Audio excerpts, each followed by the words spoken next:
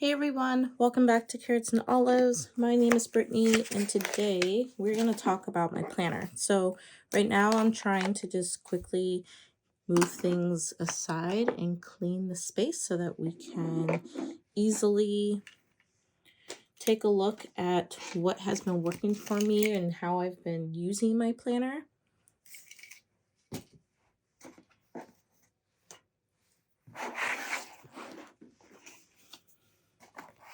I guess we can also look at all these samples I received from a friend on Instagram. She sent those to me, and I wasn't expecting all those to be sent to me, so I'm very grateful for those. I gotta test them out. I think I might do it in a video soon, one of these days, hopefully maybe this weekend. I am using the Day Free not as a planner.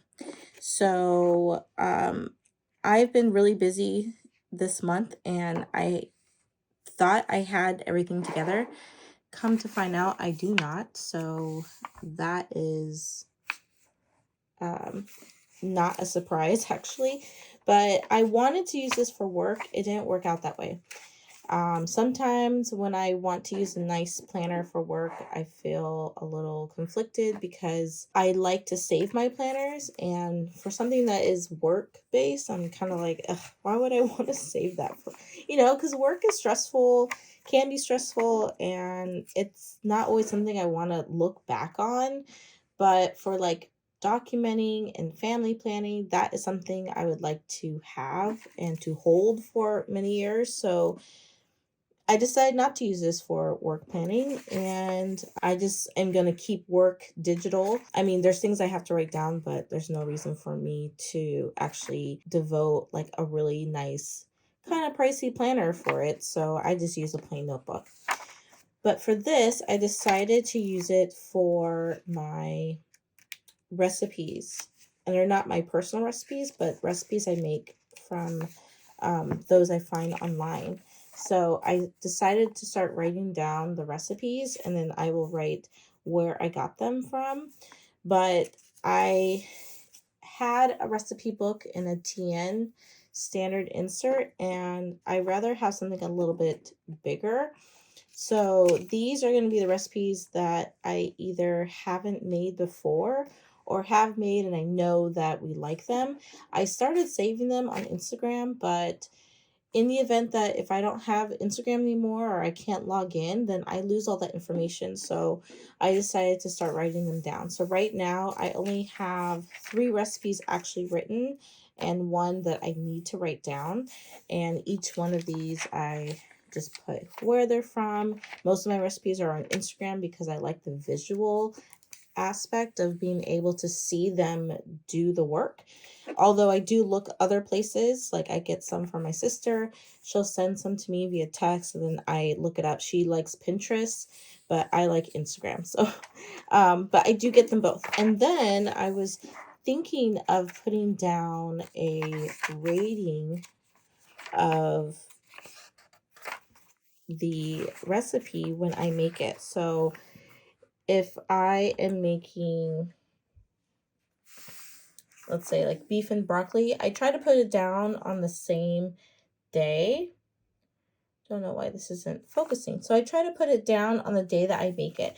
But sometimes I make multiple things. So I did get a KitchenAid this Christmas or this past Christmas, and so I've been doing a lot of baking, mainly like sweet things, but a lot of bread type items. So like cinnamon pretzel bites and jalapeno cheddar bagels, even cinnamon bagels. So I've been writing these down and kind of rating them. Most of the rating is myself, but also my family. So if my family really liked it, then I will most likely give it a 5. And if I really liked it, but my family didn't like it, then it usually lands around like a 3 out of 5. So that's what I've been doing. I also put in parentheses like a little code, whether or not we ate it for dinner, breakfast, lunch, or as a snack. And so I've been doing this. I've been cooking way more than just the 5 times you see on here. But because I thought about this around this week, it's kind of hard for me to go back and remember all of the recipes I made. Most of them aren't brand new. They're just recipes, my go-to. So that's why there will be blanks, but I always like to try to find something different because I hate eating the same thing over and over again. So that's how I plan to use this. I would like to fill up this book. I always like to reference my recipes because most of the ones I make, I don't always remember like the specifics on ingredients. So having it written down is ideal for me. Now, real quick, this is my current recipe book or my previous recipe book. And this is the TN size. So TN is like the same in height, but more narrow.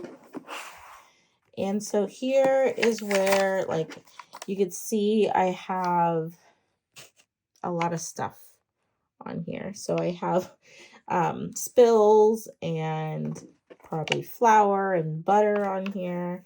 But this is what, like, my Belgian waffle recipe that I follow. I can never remember all of the ingredients and sizes. So I put them in there. So I do like this, but I want something a little bigger, and I want to try to put more effort into keeping the look of it pretty easy to read. This was kind of like a little bit sloppy in many cases.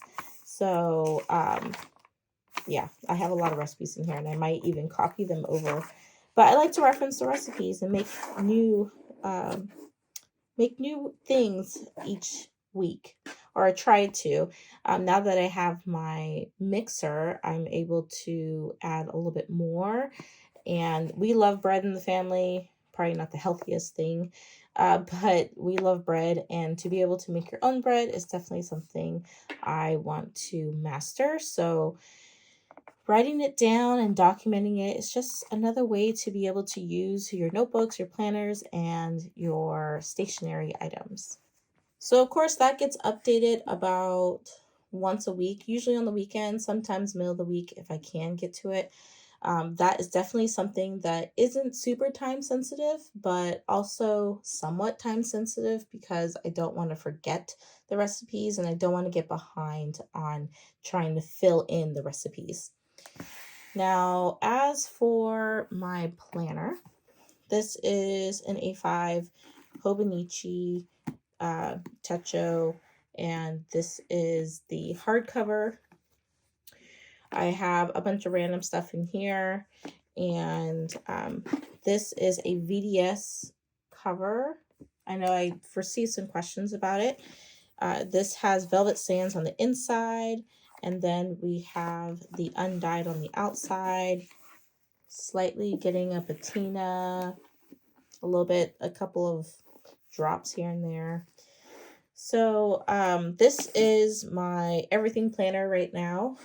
I did not use a Hobonichi last year, and I kind of regretted it because I don't know, I just wasn't able to document the same way. And I thought that that's what I needed, but now that I'm back in a Hobonichi, I realize how much I really missed it. And I'm like back in my peaceful state, I guess you could say. So much so that I am not even using some of the other planners I purchased specifically for this year, which I did have specific uses for in mind. So, for instance, this one hasn't really been used. I was going to use this as my recipe planner, like I just showed you, but it's just too small, and sometimes the recipes need more room, and I wouldn't be able to fit that in here. So that wasn't going to work. I'm still trying to figure out how I wanted to use it. Hopefully I can figure out something that will be sustainable for me. This is the other one. This is what I'm using for like money management, and I'm a little bit behind in this, but I think I can get in the groove of using this throughout the year. So those are the other two. And as for this one, this is the family planner. I have myself and my family here. I show pictures of my family all the time, but I'm just going to somewhat just hide that a little. So I always start off a little bit simple. I have my kids' school schedule here, and this is just a schedule of last year for school. Then I have the, I'm going to use this as an index. And then I did want to use the top portion as like a status of my social medias. Not that I'm super concerned about that. I did like how Ellen in Cookie, or we all know Ellen. Helen. It's Helen. But I will put her information on the screen. But I like how she had an idea to doodle something once a month and then down here. So I'm going to try that. And I probably will doodle it by the end of the month. And that's pretty simply how I plan to use this. And then this here is going to be menstrual cycle and also just an index. So keeping it very simple, not doing habit tracking because I can never keep up with it throughout a whole 12 months. Regular planning here, putting in big events and trying to keep it pretty clean. I decorate towards the end of the month, but in the middle of the month, I'm learning that decorating kind of throws me off and it becomes less functional at the time that I need it. So I like to decorate after the fact so that I can just fill in the spaces at the end, but trying to keep it really clean is important. So high level stuff here, and it's working very well. Then when it comes to my weeklies, I am also doing high level. I decided to split my weeklies up. So I was unsure how I wanted to use this. I've used the Hobonichi multiple years, and each year it's kind of shifted. But the year before I decided not to use it, it was because I just couldn't figure out how to properly use the page. And now I am coming to terms with having blank space is okay. And putting down the same repeated information is fine too. So I feel like this is very sustainable for me. So putting in when I'm working, and if I do have appointments in between my workday, it would be here. But other than that, I don't need to fill this in. I don't have to feel like the blank space is too much. And I am okay with how this is turning out. I really like this. So it keeps me aware of like when I'm actually working and when I have appointments during my work hours, which is something I need to schedule more so that I can be available when my kids get home from school, and I can work on times when I need to either leave early and have my husband be at home when my kids go to school. So this is actually helping me a lot more than I thought it would. So again, there's no stickers on this page. I just haven't gotten to it to add the stickers. And this week I did. So it's a lot more blank, and I'm okay with that. So but I'm finding that putting lists for when I need it. So for instance, I did have like the Philadelphia Pen Show, and writing down a list of things that I wanted to take with me, wanted to remember. I also had to pack for this week for a work trip. So I was gone all this week. But a lot of things were happening. So although I was gone, my husband was home, and then my kids had snow days and then like half days. So it was a little bit hectic and crazy. But this would be normally, I wouldn't have a lot going on. And plus, I was extremely tired. So there's a lot of blank spaces even on the weekend, although we were quite busy overall. and I write this week what I need to get done and checking those off. In the first week, I also was putting down information for how often my son was getting changed at daycare. So for diapers, because I'm concerned about his intake and making sure he isn't getting dehydrated. So putting that down is helpful.